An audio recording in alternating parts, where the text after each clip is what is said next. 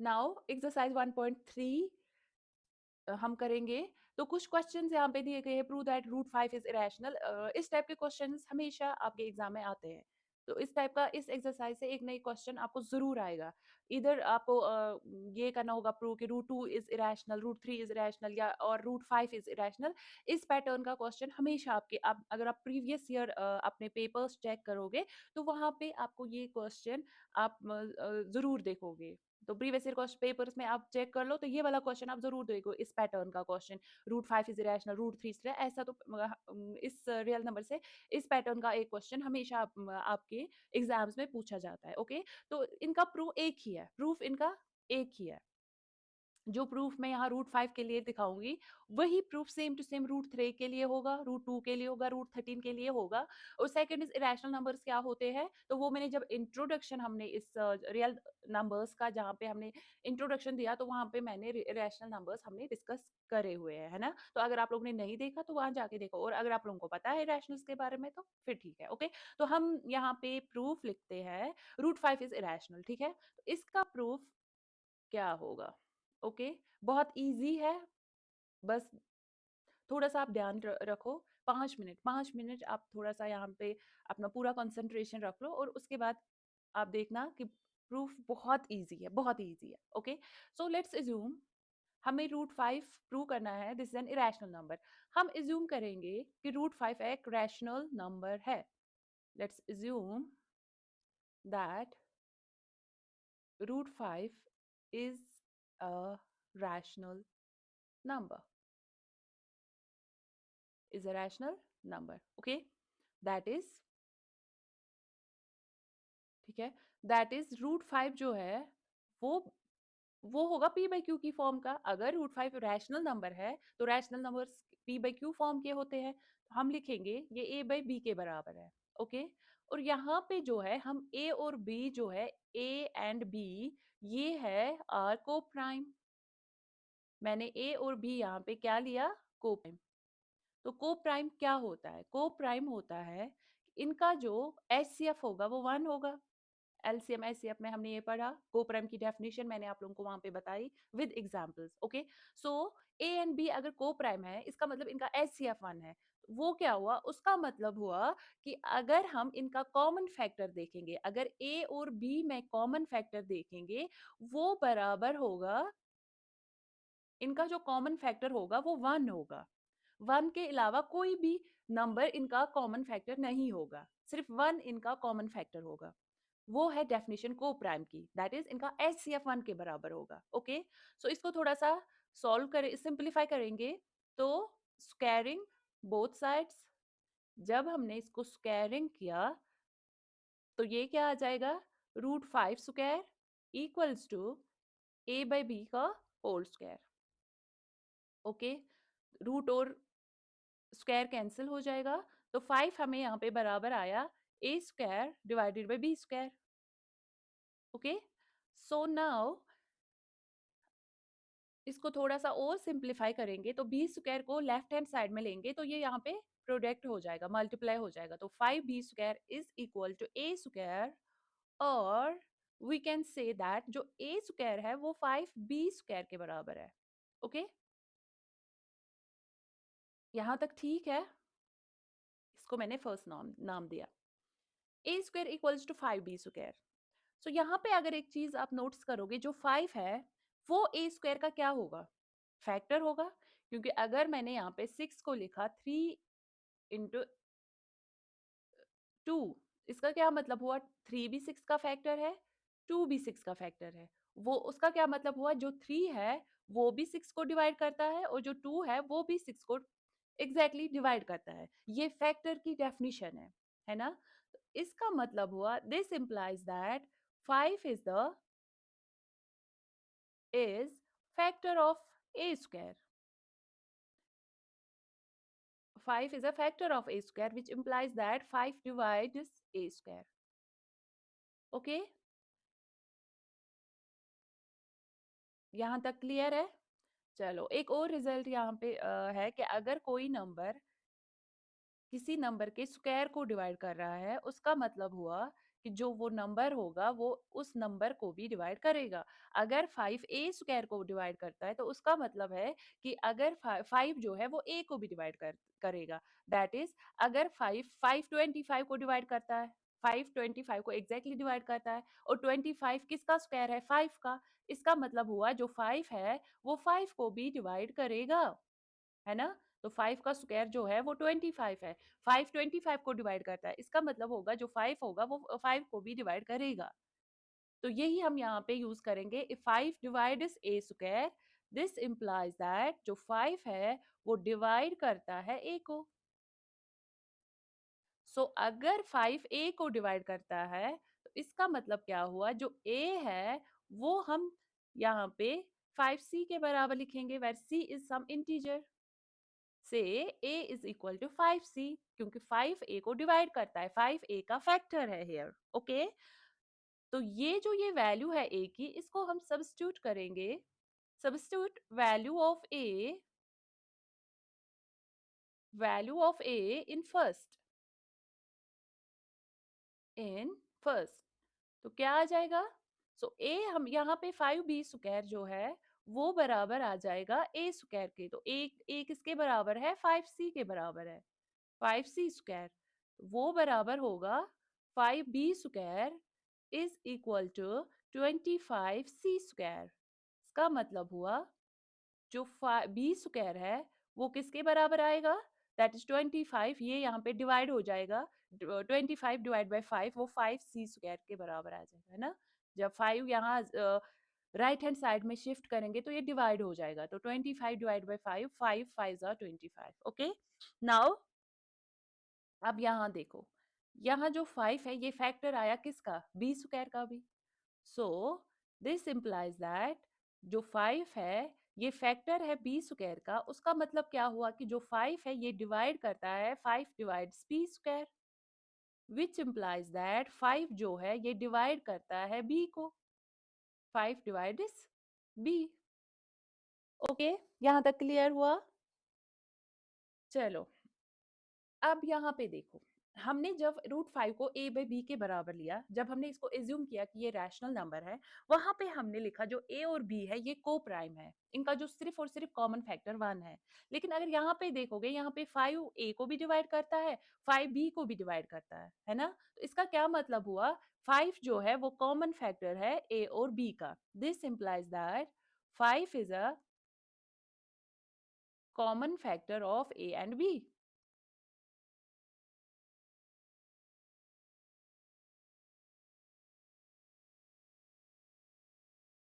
b, that's a contradiction.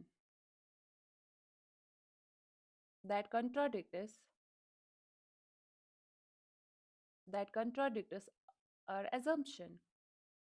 क्या contradict करता है? That contradicts our assumption as a and b are co-prime. Therefore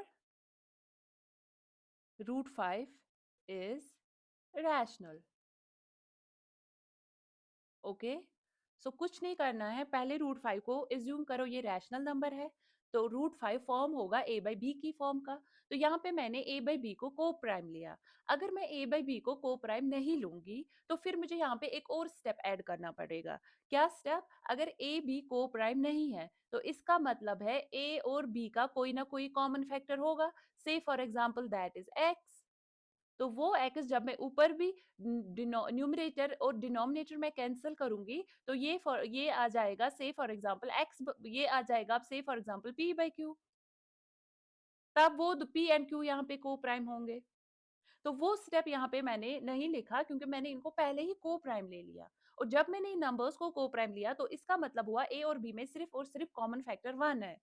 और फिर जब हमने इसको फर्दर सॉल्व किया तो सिंप्लीफाई किया तो यहाँ पे हमें मिला इनका एक कॉमन फैक्टर है, that is 5।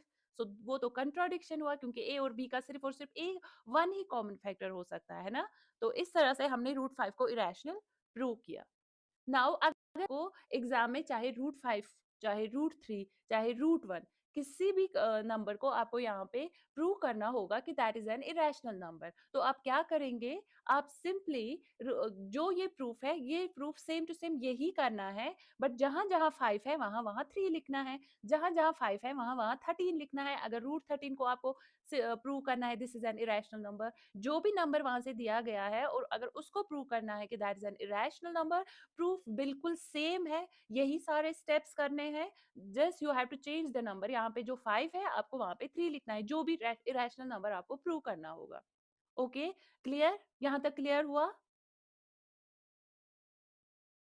Okay, so now let's move to question number 2। अगर यहाँ पे देखेंगे the question number here is 3.2 root 5 is irrational. अब ये प्रूव करना है, इसका प्रूव बहुत ही इजी है, बस 2-3 स्टेप्स में हो जाएगा। तो पहले एज्यूम करेंगे, लेट्स सपोज अगर आप इन जो भी मैंने प्रूफ लिखवाया आप अपने जो नोटबुक है उस पे 2-3 बार लिखो। एक तो आपको ये क्लियर हो जाएगा और सेकंड आप फिर भूलोगे नहीं, ठीक है? Let us suppose 3 plus 2 root 5 is rational. जब हमने इसको रैशनल सपोज किया तो उसका क्या मतलब हुआ, दैट इज जो 3 प्लस 2 रूट 5 है वो p बाई क्यू की फॉर्म में होगा। Say for example x by y, x and y are coprime. ये को प्राइम मैं इसलिए ले रही हूँ ताकि हमें ज्यादा यहाँ पे स्टेप्स ना करने पड़े, ठीक है? ओके, दैट्स नाउ इसको थोड़ा सा सिंप्लीफाई करते हैं। तो ये आ जाएगा 2 root 5 is equal to x plus x by y minus 3 को यहाँ शिफ्ट करेंगे और नाउ 2 को शिफ्ट करेंगे to the right hand side. Root 5 आ जाएगा 1 divided by 2 x divided by y minus 3। तो ये यहाँ पे मल्टीप्लाई था तो यहाँ पे डिवाइड में आ गया। ओके, यहाँ पे आप देखो 1/2 this is a rational number, x by y this is a rational number, 3 is a rational number. So here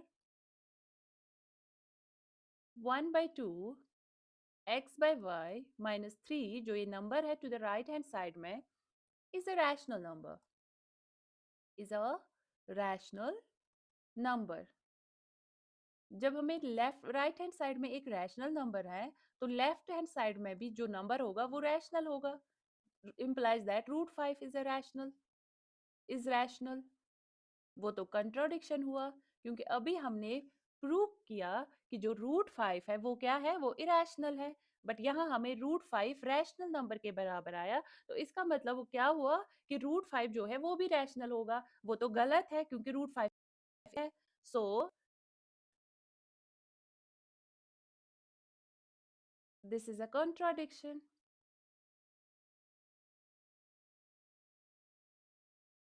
contradiction क्यों है?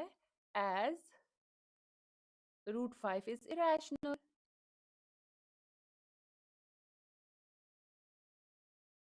इसका क्या मतलब हुआ, देयरफॉर जो गिवन नंबर है दैट इज 3 प्लस 2 रूट 5 ये इरेशनल है, इज इरेशनल, ठीक है? तो जब हमने एजम्पशन लगाई थी कि ये एक रैशनल नंबर है तो हमें कॉन्ट्राडिक्ट किया इसने, तो इसका मतलब हुआ ये एक इरेशनल नंबर है। कूल, समझ आया? ओके, नाउ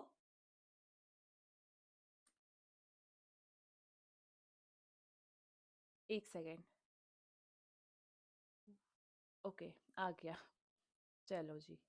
अब 1 डिवाइड बाई रूट 2 है ना, 1 डिवाइड बाई रूट 2 जो मैंने सेकंड वाला क्वेश्चन दिखाया बिल्कुल वैसे ही है, बिल्कुल वैसे ही स्टेप्स है, स्टेप सारे वैसे ही है, वैसे ही करना है जैसे मैंने दिखाया क्वेश्चन नंबर 2, बिल्कुल वैसे ही करना है। तो अपनी अपनी नोटबुक निकालो और इस क्वेश्चन नंबर 3 को भी वैसे ही कर लो। ओके, तो खुद प्रूफ लिखने की कोशिश करो। जब आप इसको अपनी नोटबुक पे बार बार लिखोगे तो उससे क्या होगा कि ये चीजें ज्यादा क्लियर हो जाएगी आपकी माइंड में और ये प्रूफ बिल्कुल आपको याद ही हो जाएगा।